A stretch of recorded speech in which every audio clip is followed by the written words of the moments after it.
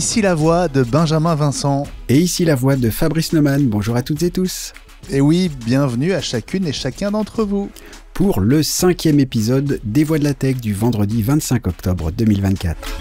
La promesse, c'est toujours un épisode hebdo de moins de 30 minutes, mais désormais sur Apple Podcast, vous pouvez aussi savourer ces mêmes épisodes en version intégrale avec la totalité des interviews de nos invités en vous abonnant à la version premium des Voix de la Tech, Fabrice. C'est ça, Benjamin. Chaque semaine, des conversations qui vont un peu, voire beaucoup plus loin.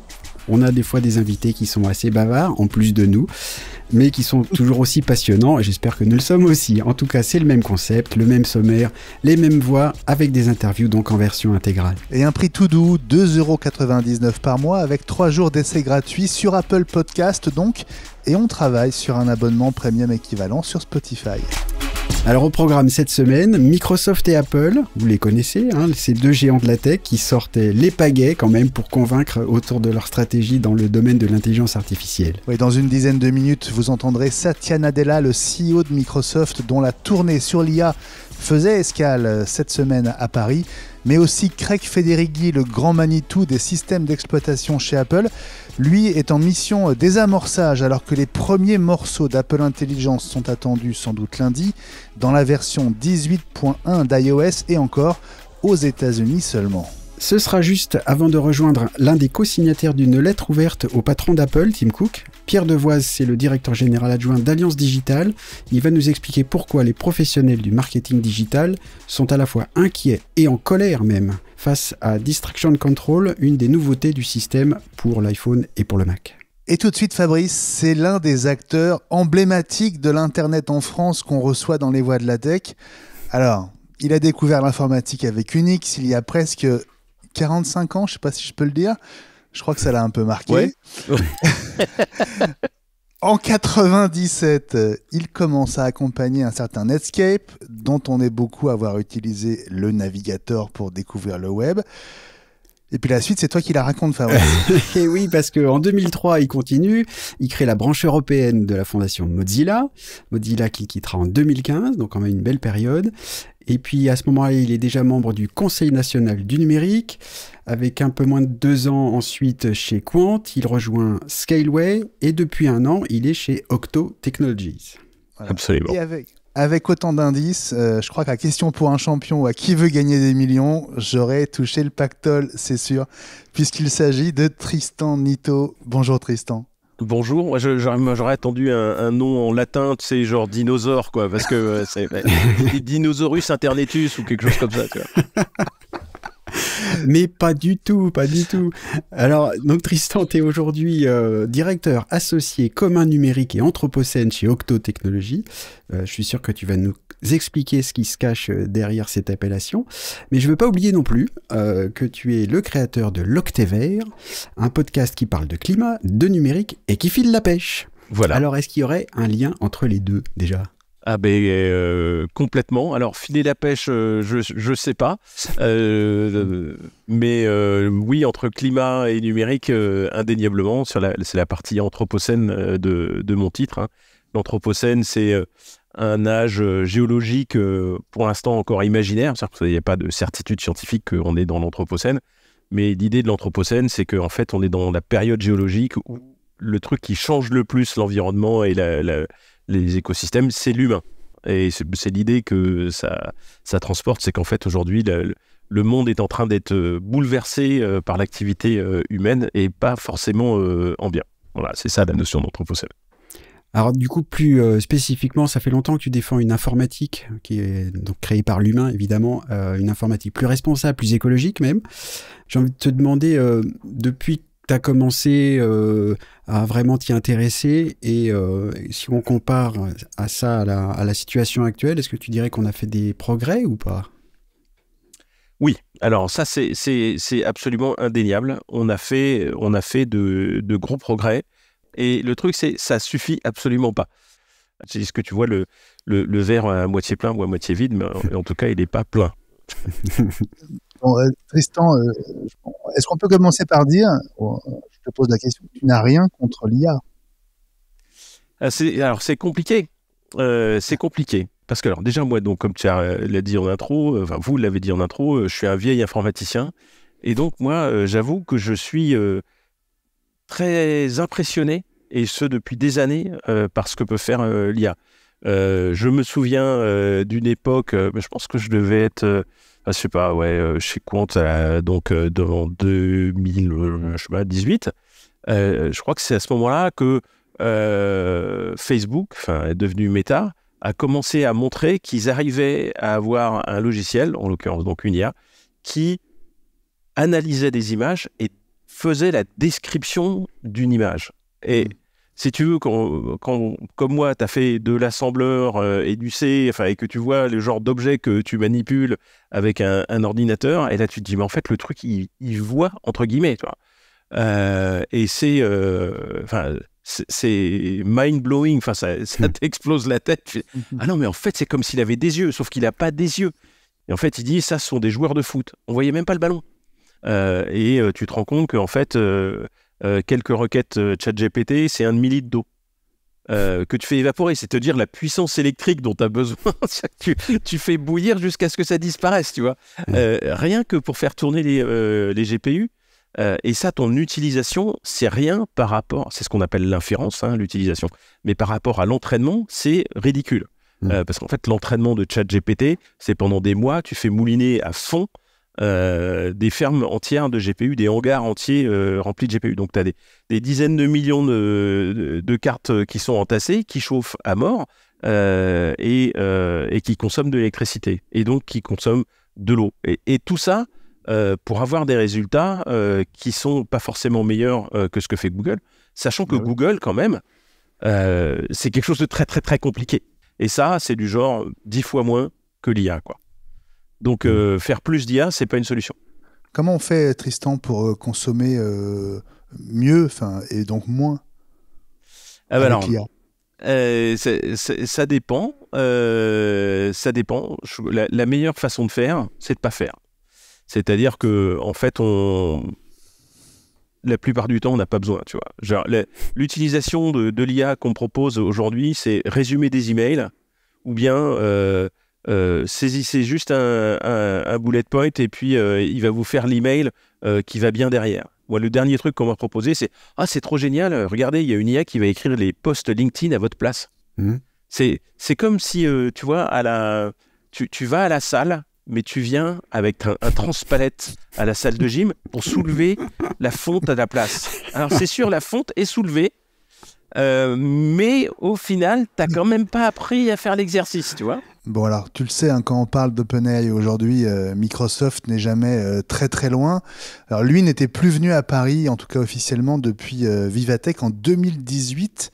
On est 6 ans plus tard et mardi, le CEO de Microsoft, Satya Nadella, était à Paris, en France, pour une escale de quelques heures, pour un show désormais bien rodé de 45 minutes. Alors, c'était au CNIT devant un peu plus de 1000 personnes. L'occasion pour lui de mettre ou remettre Copilot, donc son IA avec OpenAI, au centre de cette révolution que tu connais bien, révolution en marche, et révolution telle que selon lui, la loi de Moore est dépassée avec une accélération spectaculaire, puisque le doublement de la performance, dit-il avec l'IA, n'a plus lieu tous les 18 mois, mais tous les 6 mois. Et on va écouter Satya Nadella, Tristan. It's always good to perhaps, each time there's something new, to ground ourselves in exactly what is the driving force behind this new wave. And the driving force behind this new generation of AI are these scaling laws. These scaling laws are empirical laws, very much like Moore's law, right? Remember, with Moore's law, it was just an empirical law. By observation, we saw that every 18 months, we could double the performance. And with these scaling laws, you have something more exponential, more profound, because every 6 months or so, we have doubling of performance. In fact, one of the equations, I think, for any country is to think about performance, or you can even say tokens, per dollar per watt, right? That's the new equation going forward in terms of competitiveness. Bon, il vend du rêve ou c'est un peu la catastrophe dont tu nous parles, Tristan? Alors, c'est un mélange des deux. Alors, déjà, il faut rappeler la loi de Moore. La loi de Moore, c'était tous les 18 ou 24 mois, on arrive à doubler le nombre de transistors dans un semi-conducteur, et donc on arrive à doubler la puissance. Alors en fait, on continue à rajouter des transistors, mais par contre, ça ne se traduit plus en puissance ajoutée. Et ça, concrètement, on peut considérer que c'est la fin de la loi de Moore. Et il dit que c'était une loi qu'on a observée, etc. C'est pas tout à fait vrai. Satya Nadella, là, il nous fait un petit peu du révisionnisme. Hein. C'est, attention, Gordon Moore, quand il a inventé la loi, il s'est rendu compte qu'il arrivait à doubler, mais après, il a décidé d'investir pour que ça continue à doubler. Donc en fait, la loi de Moore, profondément, c'est une loi programmatique d'investissement en recherche et développement. C'est combien il faut qu'on investisse pour construire des nouvelles technologies et donc des nouvelles usines pour vendre des processeurs qui vont rendre obsolètes les précédents. Et donc, on va en vendre encore plus et on va devenir très riche. Gordon Moore, quand il est mort il y a 1 an et demi, il était 96e fortune mondiale. Ça a très très bien marché pour lui, son truc. Ça fait qu'en fait, on a jeté des millions d'ordinateurs à la poubelle qui fonctionnaient encore juste parce qu'ils étaient trop lents par rapport aux nouveaux qui sortaient, mais qui marchent toujours. Et on a fait ça pendant 50 ans, hein, la loi de Moore, c'est 65. Le premier processeur, c'est le Intel 4004 en 1971. Pendant tout ce temps-là, on a fabriqué du matos qu'on a jeté au bout de 4 ans, ou 3 ans, ou 2 ans, etc. Et le fait que cette loi plafonne, c'est une très très bonne nouvelle, parce que ça veut dire qu'enfin, on est contraint à optimiser le logiciel. Ok, on a fait les conneries, il faut peut-être le reconnaître avec humilité, et puis essayer de prendre un virage. En fait, donc c'est possible. Mais c'est possible. Il y a même un type qui a fait une vidéo hilarante sur le sujet. Il a écrit un logiciel en Python qui tournait en 32 jours. Et il en a parlé sur Internet. Les gens ont commencé à dire « Mais non, mais je peux faire mieux que toi ». Il y en a un qui a fait une version en 15 minutes au lieu de 32 jours, tu vois. Et il y en a un qui tourne maintenant en 6,7 millisecondes. Donc 408 millions de fois plus rapide. Bon, c'est un cas extrême. Donc mais imagine juste 1000 fois ou 5000 fois, tu vois, plus rapide. Ouais. Parce qu'il y a des moments où en fait on prend les problèmes et on les traite mal. Et en fait, si on les pensait différemment, on pourrait les résoudre beaucoup plus rapidement et élégamment. Donc en fait, ce qu'il faut dans ton système d'information où tu as des millions de lignes de code, il faut juste trouver les endroits où tu as vraiment merdé et optimiser juste ça, tu vois. Donc tu vas choisir le 1% qui consomme comme un goret et tu l'optimises peut-être d'un fois 10, peut-être d'un fois 50, j'en sais rien. Et à ce moment-là, en fait, tu as réduit énormément les ressources consommées. Et voilà, donc l'IA, c'est peut-être le truc qui va faire dérailler la loi de Hero. Merci Tristan d'avoir été avec nous. Merci infiniment Tristan. Ah, c'était génial, merci. Bon, et donc revenons à Microsoft, Fabrice, avec ce tour consacré à l'IA. Alors c'était mardi à Paris, au CNIT à la Défense, mercredi à Rome, jeudi à Berlin, aujourd'hui, vendredi à Stockholm, avant la semaine prochaine, Oslo, Helsinki, Casablanca, puis Berne, Varsovie fin novembre, et en décembre, le Qatar, l'Australie, la Nouvelle-Zélande. Bon, une tournée mondiale digne d'une rockstar. Est-ce que c'est de la pure promo ou est-ce qu'il y a quelque part une forme de nécessité à évangéliser et à dire qu'on est les meilleurs, quoi?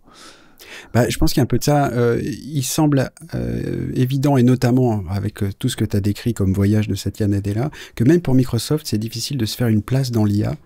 Et pourtant, on sait que Microsoft a vraiment sauté à pieds joints dans la piscine de l'IA dès le début. Dès que OpenAI a montré ChatGPT, ils ont investi, on se rappelle, 10 milliards de dollars d'un seul coup, en disant à OpenAI, on va vous aider, vous allez pouvoir mettre vos modèles sur nos serveurs, sur Azure. Et on va intégrer ça à marche forcée dans Windows et dans tous nos produits. Moi, ça me rappelle un peu, il y a très longtemps, quand Microsoft avait raté le virage d'Internet, et d'un seul coup, ils se sont arrêtés quelques semaines. Alors, à l'époque, c'était un petit peu plus long, c'était peut-être 6 mois, pour dire, on va mettre Internet partout. Et là, Microsoft a décidé, d'un seul coup, il y a un peu moins de 2 ans, de mettre de l'IA partout. Et maintenant, il faut rentabiliser l'investissement. Ouais. Bon, donc Microsoft met les bouchées doubles, on peut le dire, pour évangéliser autour de Copilot, de cette révolution où l'éditeur de Windows se présente comme incontournable, mais on voit que la situation est un peu fragile. Alors, ce qui est marrant, c'est qu'Apple se retrouve un peu dans la même configuration, parce que en donnant un peu le sentiment d'être en retard, certains me parlent même de 2 ans de retard, parce que même si les outils d'Apple Intelligence, donc les outils d'IA d'Apple vont faire leur apparition dans iOS 18.1, uniquement aux US, rappelons-le, le reste n'est pas prêt. Ouais. Et on se souvient qu'au mois de juin, Apple en avait fait des tonnes, n'est-ce pas Fabrice? En annonçant Apple Intelligence, c'était lors de sa conférence mondiale des développeurs, la WWDC. Et du coup, Apple se retrouve un petit peu dans une position inconfortable, presque celle de l'arroseur arrosé, d'où l'intérêt de cette interview de Johanna Stern. Ouais, Johanna Stern, c'est une journaliste un peu star du Wall Street Journal, spécialisée dans la tech, qui fait souvent des vidéos intéressantes, souvent rigolotes et bien faites, et qui a vraiment fait une interview assez longue de Craig Federighi, le patron du logiciel d'Apple, à l'Apple Park, et elle lui a notamment demandé pourquoi Apple était en retard dans le domaine de l'IA. Right now, Apple Intelligence is limited. Compared to what you showed in June, Sure. a lot of those features are not there. Right. Why the delay? Yeah, we knew at the time when we started out this year that the breadth of our vision for Apple Intelligence and the road to deliver it all was not all of it landing in September with a bang kind of moment. And we communicated that from the moment we introduced it at WWDC. This is a big lift, and we feel like we want to get it right. You could put something out there and have it be sort of a mess, or Apple's point of view is more like, let's try to get each piece right and release it when it's ready, right? When we think about the road for any of our features, but certainly Apple Intelligence, this isn't a one and done kind of situation. This is a many-year, honestly even decades-long arc of this technology playing out. And so we're going to do it responsibly. But on the other hand, you also are marketing this. You launched the iPhone, you marketed this. Which makes sense. We want customers who are excited about what's to come to know, okay, if I buy this phone, is this the right phone that's going to do those things? And yes, it is. And so I think we're communicating that while trying to make sure everyone understands that this is going to be coming, over the coming months, not all today. Alors, c'est intéressant parce que on voit, elle lui pose la question, alors pourquoi il y a du retard? Et en gros, il dit, parce que c'est difficile, c'est une évolution tellement majeure que ça va prendre des années, peut-être même des dizaines d'années, et je trouve même qu'il glisse quelque chose en début de sa réponse, qui est de dire, quand on a commencé au début de cette année. Et cette phrase, moi, m'a beaucoup frappé. Quand on a commencé au début de cette année, ça veut dire qu'ils en ont pas du tout parlé avant, entre eux? Que l'IA, pour eux, c'est une découverte. T'imagines un peu? Donc, je trouve que c'est vraiment très intéressant de voir cette interview. Et souvent, les vice-présidents chez Apple ou chez les autres, ils laissent pas glisser des choses comme ça. Alors, c'est peut-être un peu trop d'interprétation, mais voilà ce que ça m'a fait penser. Bon, moi, j'ai vraiment le sentiment d'un soldat qu'on met vraiment en première ligne en disant vas-y, vas-y, iOS 18.1 sort lundi, désamorce-nous tout ça, parce qu'il va y avoir de la déception parmi ceux qui auront accès au premier bout d'Apple Intelligence la semaine prochaine, Fabrice. Oui, alors c'est ça, parce que 18.1, il y aura quelques petits bouts, notamment de traitement du texte pour faire des résumés, des choses comme ça, mais tout ce qui est génération d'images, par exemple, c'est pour la 18.2, dont la bêta vient de sortir. Donc, en gros, on sait qu'on va avoir des articles qui seront titrés finalement, c'était que ça. Il y a aussi, on reconnaît des éléments de langage, c'est-à-dire que Tim Cook avait aussi donné une interview, je crois aussi au Wall Street Journal, pour faire cette phrase, pour dire, écoutez, qu'est-ce qui est le plus important, être les premiers ou être les meilleurs? Alors, il peut pas dire autre chose que ça, puisqu'ils sont pas les premiers dans le domaine. Et c'est ce que dit Craig Federighi ici aussi, c'est-à-dire que on travaille pour qu'on soit les meilleurs dans ce qu'on va proposer. Visiblement, je sais pas ce que t'en penses, mais ils sont quand même en train de ramer sérieux, quand même. C'était il y a 3 jours, l'association Alliance Digitale, qui représente les professionnels du marketing digital en France, s'est fendue d'une lettre ouverte à Tim Cook, le CEO d'Apple, pour demander la suspension des nouvelles fonctions du navigateur Safari, fonction apparue dans les dernières versions d'iOS et de macOS. Il s'agit de Distraction Control, qui permet de masquer n'importe quel type de contenu, publicité ou fenêtre de consentement sur la protection des données.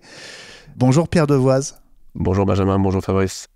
Bonjour. Merci d'être l'une de nos voix de la tech cette semaine. Vous êtes le directeur général adjoint en charge des affaires publiques chez Alliance Digitale. Et c'est vrai, Fabrice, qu'on avait envie d'en savoir plus sur cette lettre et sur cette opposition à cette nouvelle fonction lancée par Apple. Oui, alors je pense que Pierre, vous nous direz avec qui vous avez aussi co-signé cette lettre ouverte qui s'adresse directement donc au patron d'Apple, Tim Cook. Mais peut-être qu'avant ça aussi, ou en complément de ça, vous pourrez nous rappeler, puisque vous êtes très au fait de ça, ce que fait cette fonction qu'on pourrait peut-être presque appeler de gomme magique, qui permet d'effacer, de désactiver certaines parties des pages web qu'on affiche dans Safari. Et puis, pourquoi ça pose problème? Alors, je tiens à signaler que c'est pas que nous, c'est pas que l'Alliance Digitale, c'est pas que les professionnels du marketing digital, mais c'est aussi la presse, par l'intermédiaire de l'APIG, l'Association de la presse et de l'information générale, donc qui représente tous les quotidiens nationaux et régionaux, le GEST aussi sur les éditeurs de presse en ligne, mais également les annonceurs, les agences médias et le SRI. Donc on est tous réunis finalement, et c'est pas si fréquent que ça, pour traiter de cette question-là. Alors qu'est-ce qu'elle fait cette fonction ? C'est une fonction qui est relativement facile à utiliser. Je ne sais pas si vous avez déjà eu l'occasion de le faire, mais en 2 clics sur la barre de recherche de Safari depuis iOS 18, vous pouvez masquer n'importe quel contenu d'une page web. Je dis bien n'importe quel contenu. Vous pouvez masquer le logo du site sur lequel vous êtes, le contenu d'un article de presse. Et évidemment, ce qui nous pose encore plus de problèmes, vous pouvez contourner ce qu'on appelle les CMP, donc les fenêtres de consentement, qui permettent aux éditeurs de se conformer à la réglementation autour des données personnelles, et aussi les publicités qui sont pour l'essentiel des quotidiens qui sont représentés par les associations dans cette lettre, une des sources, ou si ce n'est la source principale de financement de leurs activités.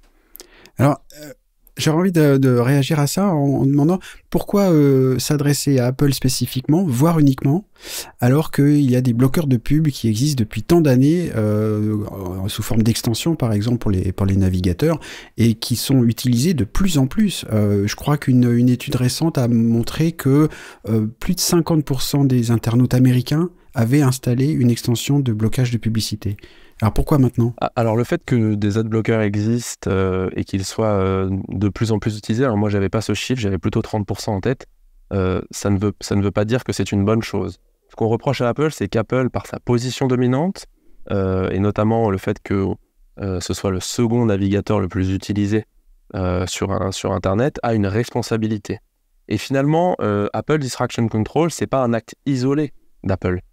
Apple est parti depuis très longtemps, je dirais en guerre contre la publicité sur Internet. Ça a commencé en 2017, lorsqu'ils ont supprimé unilatéralement ce qu'on appelle les cookies tiers, qui permettent notamment aux journaux de monétiser leur audience.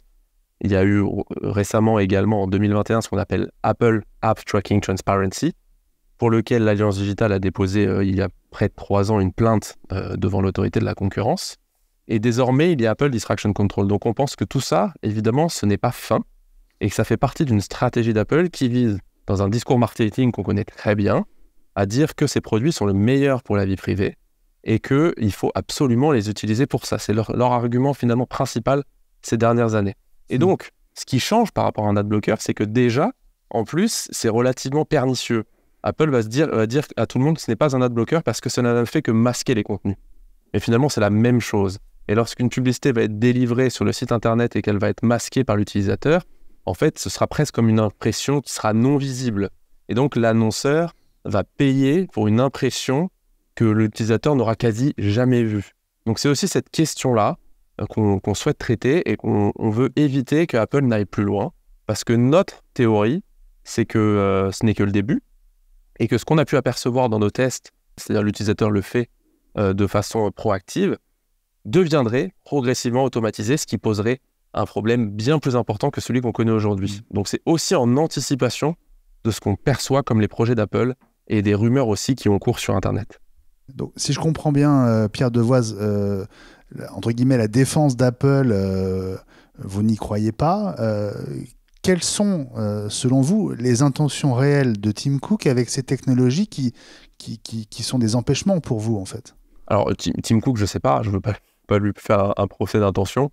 En revanche, la stratégie d'Apple, comme je la décrivais, c'est vraiment autour de « nous sommes les chevaliers blancs de la vie privée ». Ce qui est contestable à bien des égards. Nous, on l'a vu dans le cadre de notre plainte à l'autorité de la concurrence contre App Tracking Transparency.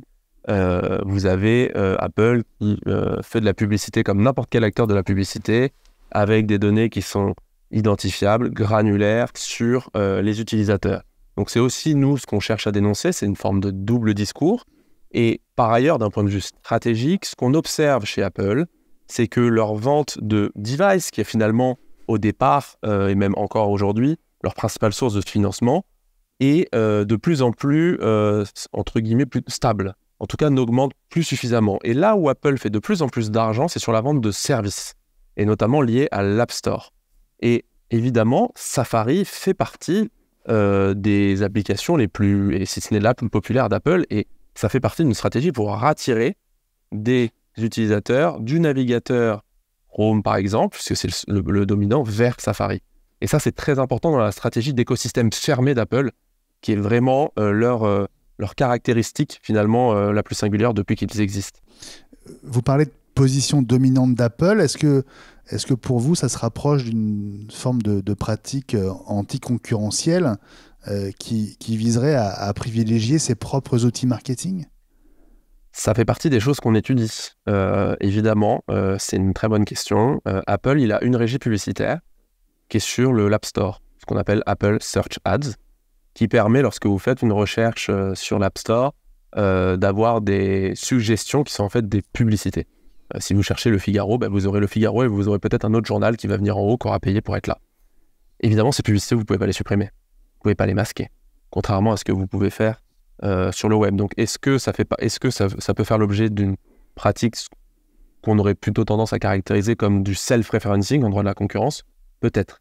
Ça fait partie des choses, évidemment, qu'on étudie dans ce cadre. Je ne sais pas si vous avez fait attention dans la lettre, on parle du fait qu'on étudie les recours possibles et le droit de la concurrence en fait évidemment partie, puisque Apple est une grande entreprise, est un gatekeeper au sens du Digital Markets Act, donc ça, c'est relativement pertinent comme réflexion à mener avec les restes des associations.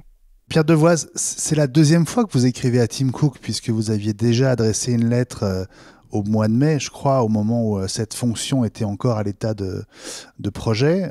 Est-ce que vous aviez eu un retour d'une manière ou d'une autre d'Apple à l'époque ? Et est-ce que du coup, est-ce que c'est pas une démarche presque symbolique, sans espoir de faire bouger les choses ? C'est la deuxième lettre. Tu as raison de le signaler. À l'époque, si on l'avait fait, la première avait été sur le Web Eraser, comme il avait été appelé. C'était sur des rumeurs, sur des forums qui seraient annoncés en juin. Est-ce que nous avons eu une réponse par Tim Cook ? Non. Les faits d'envoyer cette lettre au patron de Tim Cook a une démarche symbolique, c'est vrai. Mais ça ne veut pas dire qu'il n'y a pas de conséquences derrière qui vont être indirectes. Et notamment, je ne sais pas si vous avez fait attention, cette lettre, beaucoup de personnes sont en copie, notamment les ministres concernés de l'économie, du numérique et de la culture, mais aussi les commissaires européens qui vont traiter des questions à la fois de protection des données et de consommateurs et de concurrence. Donc notre objectif, c'est aussi d'alerter sur ce dispositif. Donc on ne fait pas ça pour rien. Moi, je passe beaucoup de temps sur ce sujet-là. C'est pas juste pour être à votre micro, même si j'adore. C'est très gentil, merci beaucoup. Merci beaucoup Pierre Devoise. Je rappelle que vous êtes le directeur général adjoint d'Alliance Digitale en charge des affaires publiques. À bientôt dans les voies de la tech, Pierre. Merci Fabrice, merci Benjamin. À bientôt. Les Voix de la Tech, épisode 5, c'est fini pour cette semaine. Et oui, time, comme on dit au tennis. Merci à nos voix de la semaine. Tristan Nito, d'abord d'Octo Technologies. Pierre Devoise, Alliance Digitale. Et Satya Nadella, Microsoft. Sans oublier Craig Federighi, Apple. Et on vous donne rendez-vous vendredi prochain, le 1er novembre, pour l'épisode 6. D'ici là, suivez les Voix de la Tech sur X, LinkedIn, Facebook, Instagram et YouTube.